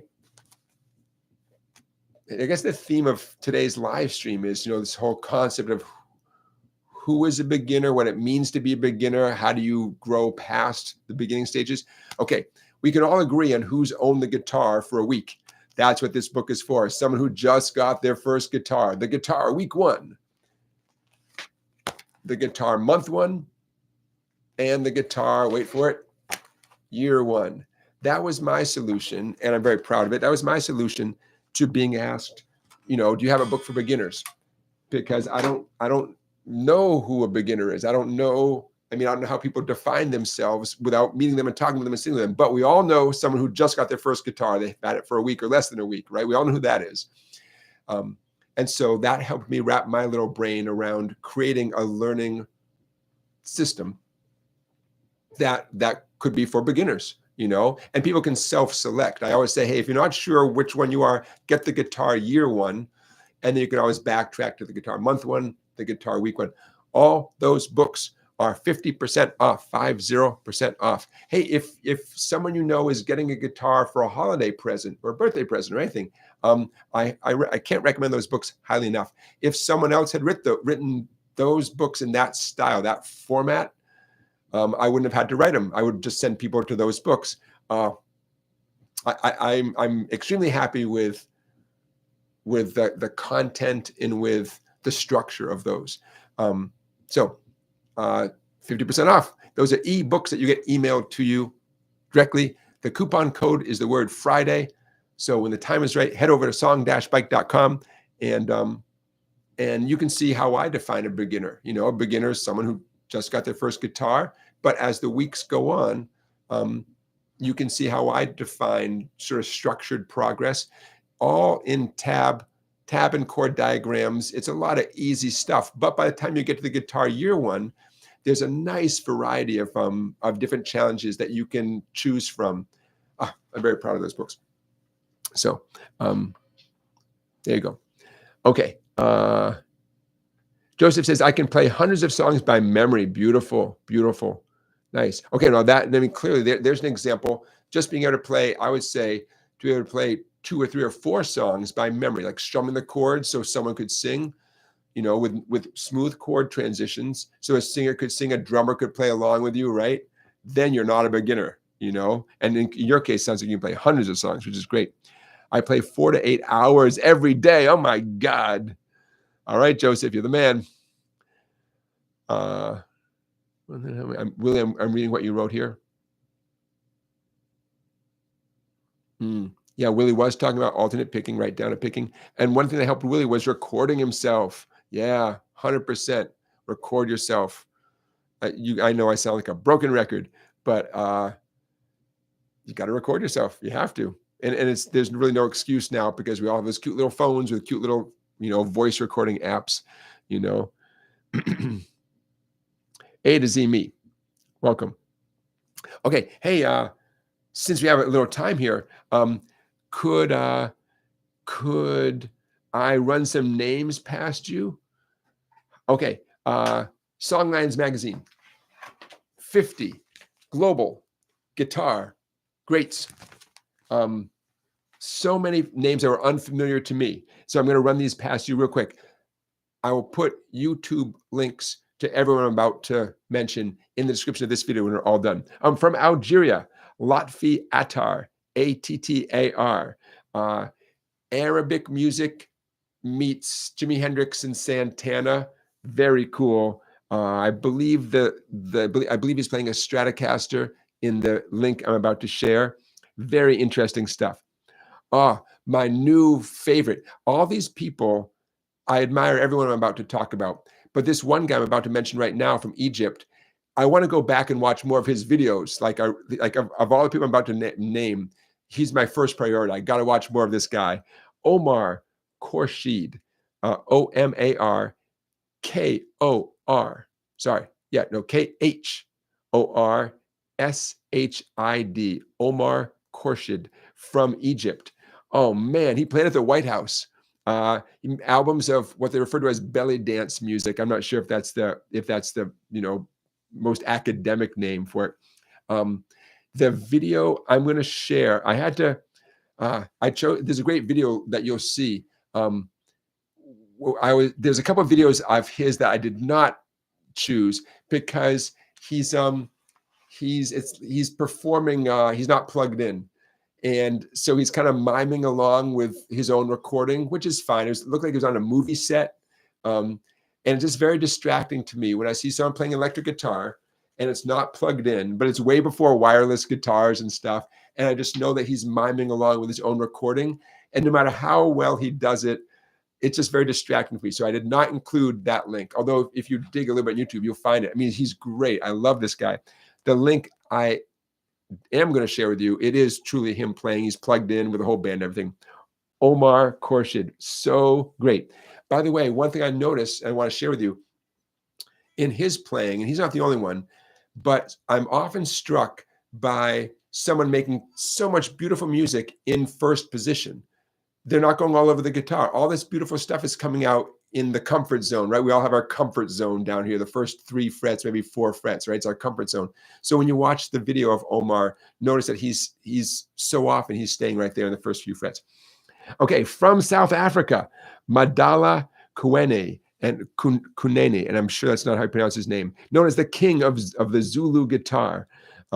His first guitars were made from cooking oil tins. The video that I'm sharing of Madala Kunene from South Africa it happens to be him performing on the sidewalk outside a cafe, but there's lots of videos of him performing. The reason I chose the one I did it's just him on an acoustic guitar. The videos I chose not to share. He's part of an ensemble, and it was hard for me to 100% hear what he was doing and not confuse it with what any other person on stage was doing. So that's why I shared the video of Madala Kunene that I'm going to share in the description of this. From Mali, Ali Farka Touré. That may be a familiar name for many of you. Ali Farka Touré. The video I'm going to share, actually, there's a couple of them. One is with him playing with just one other musician, and you notice he's wearing a single finger pick on his index finger. It's a duet performance. And then the second video link, it's him playing with a band. And also from Mali, his son, Vieux Farka Touré, also playing with a single finger pick on his hand. And I'm going to share two or three videos of Vieux Farka Touré. He's a young guy. His father actually discouraged him from following his footsteps, but he did it anyways. He did a nice collaboration with a band from America, from the United States, called Khruangbin, what a favorite of mine. So there's a video of him playing with them, and then some videos of him actually teaching guitar. So those are 5 more of the 50 guitar greats from all over the world, as mentioned in Songlines magazine. So you guys know I get a big kick out of educating myself and then sharing what I find with you guys. So look for those links in the description of this video when we're all done. Okay. I'm looking back in the chat to see what you guys are talking about. Joseph is talking about learning Neil Young songs. Excellent. Live to Fly has to go. Got company, Live to Fly. No worries. Thank you for being here. Rock Lobster saw a video of Joe Walsh tuning up and setting up a guitar. Fun. Joe Walsh, what a character, right? He's fun to watch, just to watch him talk and stuff, you know. Okay. In terms of Grammy Awards, I want to tell you about 5 more Grammy nominees. You guys know I am on a mission to educate myself about all these talented people towards the bottom of the list of Grammy nominations. So, for example, in the Best Jazz Performance category, featuring John Scofield on guitar, one of the most famous guitar players, Lakeisha Benjamin, saxophone player. I'll share a link of Lakeisha Benjamin playing sax with John Scofield on guitar, song entitled Phoenix Reimagined. Also in the jazz category, Best Jazz Instrumental Album, featuring Bill Frisell on guitar, a trumpet player named Ambrose Akinmusiri. I'm sure it's not pronounced that way. I'm so sorry, Ambrose. A song called Owl Song, or an album called Owl Song, with a Bill Frisell as a sideman on the album. I'm going to post a link to that video. Best Contemporary Instrumental Album, Julian Lage is one of the nominations for his album called Speak to Me. I think you'll get a kick out of that video. Bill Frisell nominated on his own this time for his album called Orchestras Live. And that's in the, I didn't put the category. That might also be Best Contemporary Instrumental Album, maybe. I'll have to check that out. And one more. In the Best Americana Performance category, an album called Empty, Train Load of Sky, Gillian Welch and David Rawlings. I'm a fan of those two. And I know this, I haven't heard the whole album. I heard the song Empty Train Load of Sky, and that's the name of the album. I think, no, wait, it's not the name of the album. It's the name of the song. And that song got them the nomination, the Grammy nomination for Best Americana Performance. So all those folks, there's going to be links to all those folks. As you know, when the Grammys air in February, and there's a big televised performance, it's going to be a lot of talented people. It's possible that no one I just mentioned will be featured during that televised performance, and that's a crying shame, because I think that would be an amazing broadcast if it focused on these nominees. That would be amazing. Okay, hey, before I forget, there's a thing I like to do called Some of the Coolest Musicians on YouTube. And so I got 2 of those. These people are not involved in the Grammys, but from Taiwan, a woman named Nini. And imagine like traditional Asian folk music combined with heavy metal, very intense. Nini from Taiwan, Nini, and Murrin Bradley. Ooh, a young woman, Murrin Bradley from Ireland, who, let me find Murrin Bradley, who does acoustic blues, very cool acoustic blues on acoustic guitar and singing. And I'm going to hold this up. There's Nini right there from Taiwan. You see that? There she is right there. I'll put a link to her video, one of her videos. And then Murrin Bradley from Ireland. There she is right there. So you're going to check out both of them too. So much talent everywhere you look. All right, my friends, I am here for your questions, but I'm checking off. We're covering a lot of the things I want to talk about. Want to say hi to my mom. Want to say hi to my spouse. My son. Son, are you watching? That's okay if you're not watching, son. I hope you're out. My son's home from college. We're bringing him back tomorrow. We had him for a week. I got to bring him back to college. I miss him already. But it was nice to have him. It was great to have him home. Okay, check. Bear with me, folks. I'm just checking off this stuff. We did this. Who's coming through town? Gary Hoey. We have any Gary Hoey fans? Gary Hoey is, I know he's a very talented guitar player. He's not on my radar. But I believe this time of year, Gary Hoey does this ho, ho, ho Christmas tour thing. I'm going to have to look into that because I know he's a highly respected, excellent electric guitar player. And he's going to be across the street at the theater across the street this week. Oh, also, she's not a guitar player, but I bet she's got a great guitar player with her, Eileen Ivers. If you're into traditional Irish music, you probably already know about the fiddler Eileen Ivers. And she's going to be across the street this week as well. So I don't know. I'm just excited to have these people in the neighborhood here. Scott Rhodes says, Gary Hoey is amazing. There we go. Okay, my friends, how about if we do one more thing from, how about this one right here? Let's do one more thing. I'll teach you a lesson you never forget. And then we'll say goodnight. Share screen. Let's see how this works. Look at this. Just so you know, guys, I'm so glad that the live stream did not get interrupted this week. I did nothing different this week than any other week. And that makes me crazy because I got to figure this out. But I'm grateful that our live stream did not get interrupted. Okay. Also from this book, which is on sale right now for 50% off through Sunday night, get yourself a copy of Easy Guitar Chord and Lead Tricks from me. Head over to www.song-bike.com. Coupon code Friday. You'll save 50% on everything you buy. And this is the only item that is a hard copy that I will send to you. In fact, if you get it tonight, I will send it to you on Monday morning. It'll go out in the mail. I got all these heavy-duty cardboard mailers, and I'm ready. I'm ready when you are, ma'am. I got a few dozen copies of this book. When I sell out, I go back to the publisher. I order some more. Okay, so one last thing, and then I'll say goodnight. From this book, here's a taste of the section called the Power Chord Open String Trick. I'm going to stop talking for a minute and just play this trick.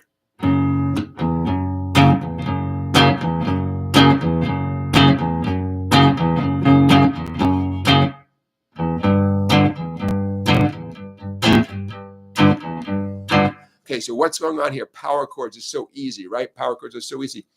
Open strings, nothing's easier than open strings. Why not combine them? Remember Tracy Chapman's song?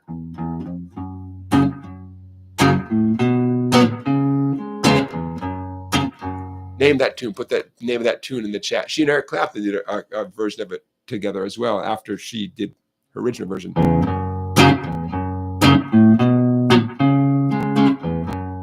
Okay, there's an example of power chords combined with open strings. Again, those of you who are songwriters, take this idea and run with it. The power chord can stay on your 2 bass strings. It can go anywhere you want, right? The open string is always going to sound like the open string, the open E string in this case. But the relationship between whatever power chord you play and the sound of that E is going to be interesting, right? So the very first example there, an F sharp power chord. Remember 5, the number 5 just means power chord. You're playing the first and fifth notes of a scale, of a major scale, and that's why that number 5 is used to indicate power chord. An F sharp power chord, index finger, 6th string, 2nd fret, ring or pinky, 5th string, 4th fret, an F sharp power chord named after the 6th string, 2nd fret. That's the F sharp note. Okay. Here's my power chord. By lifting off my index finger, I access the open E string. And that note, you know, has its own relationship with the F sharp power chord, kind of a rock blues kind of thing. Perfectly good sound, right? By moving up 1 fret to what is now a G power chord, it's a different relationship, a different vibe.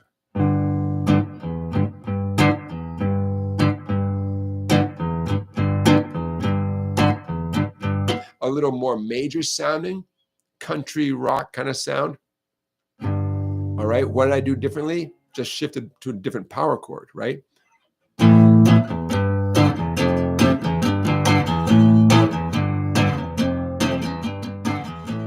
What did I just do there? An A power chord, index finger on the 5th fret, ring finger on the 7th fret of the 5th string. Then I hit the open E string as I glided down to a G power chord. Open E string as I glided down to the F power chord, F, regular F, 1st fret and 3rd fret. And back to the G power chord, A to G to F to G, but with that open string in between. That's like glue that connects this stuff.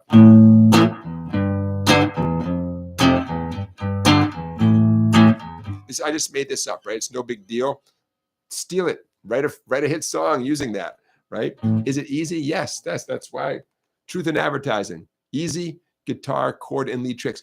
But it might not have occurred to you to do this thing.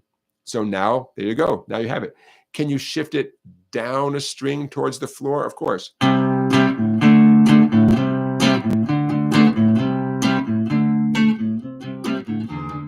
Anywhere you want, right? Can you go higher and higher up the neck? I don't see why not.